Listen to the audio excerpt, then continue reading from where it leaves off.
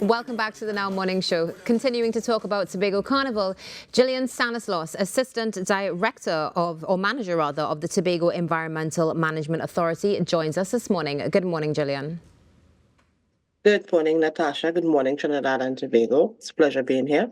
It's a pleasure to have you with us on the show this morning. Thanks so much for getting up maybe a little bit earlier than usual to have this conversation. Let's start with the EMA and the roles and responsibilities when it pertains to Tobago Carnival. We were very much involved in the initial planning. The Tobago planners engaged us to ensure that the noise levels of the persons who are participating in the carnival was not too detrimental to those who will not be involved. And because of where the carnival is being held, it impacted last year some functions of the hospital. And the organizers wanted to ensure that we do not have a repeat this year. And we have been in the early planning stages to ensure that all citizens, whether they are part of the carnival or not part of the carnival, are safe and enjoy the space that they exist in.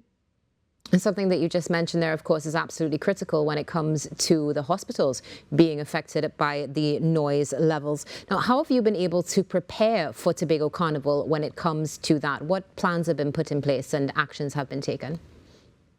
We have implemented with all the organizers. We spoke to the promoters and they were in agreement.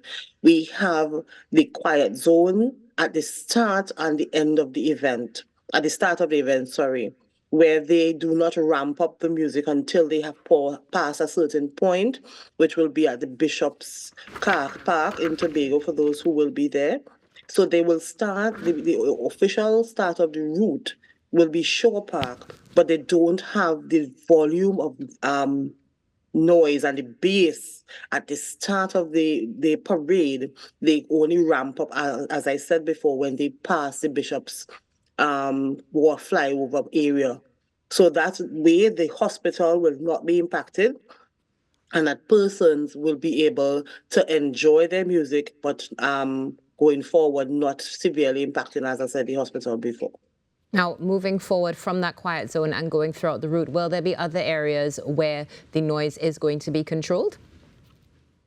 No, not really, because the route that they have chosen is areas that has limited residents, and that this campaign is to ensure that all citizens are aware that they are going to be passing in the various areas, and that they can take preventative actions if they so choose, if they know they may be impacted. However, as I said before, the route that the organizers have engaged in, there's limited residents in those areas. It's mainly commercial and businesses, so that persons can enjoy themselves with the least concern that they are impacted citizens as they pass through and enjoy themselves along the route. Gillian, if those involved don't adhere to the quiet zone and any other policies that have been put in place, are there any penalties that are going to be imparted? Yes, we would have asked, we had a meeting with all the promoters, all the band leaders, and we emphasized the need and the importance of them adhering to the rules that we have put in place. That is why we are doing these extensive education program. We met with them. The promoters were in agreement. It is not something that is strange, because when Carnival is in Trinidad and the bands pass the hospital or the zoo areas, they are accustomed to turning off their music. So it's not something that is outside of their sphere. However, we have officers on the route, both TTPS and my officers at the EMA. We will be on the route, and should we have any offenders, we already have the contact information. We have a system in place where we contact the band leaders and inform them of the breach. And should they continue to exist with that, we will take the steps to ensure compliance. And further to that, it will impact their participation at next year's carnival in Tobago. Understood. Now, as you would have mentioned, the quiet zone being implemented, given what would have happened last year, were there any other infractions last year that this year you've taken steps to mitigate and ensure won't happen again?